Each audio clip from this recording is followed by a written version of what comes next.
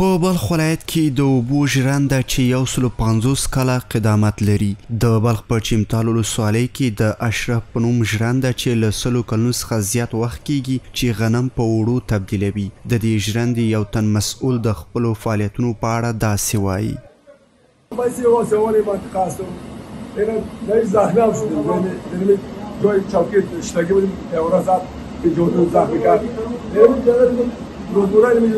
روز دمی وسیله کم مستقل سرنده کم بار است لیکن کشتن روان است نون از که نمی‌سوزد.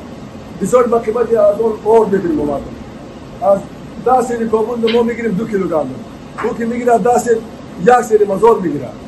این رقم کار است ما بعد این رقم از اون اور می‌کنیم. اور نیست خرابی داره نیست دارم تو مردم از پیش راضی است.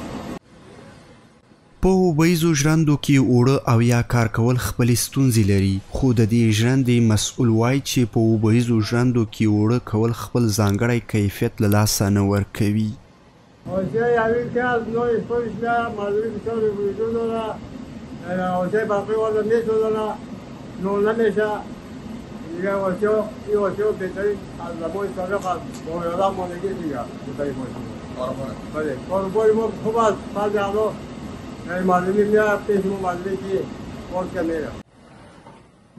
د یوې ژرندې لویه برخه د ژرندې تیږه ده چې د اوبو په فشار سره تیږه سرخي، خو د اقلیم له بدلون سره یو شمېر ژرندو فعالیتونه کم سوي.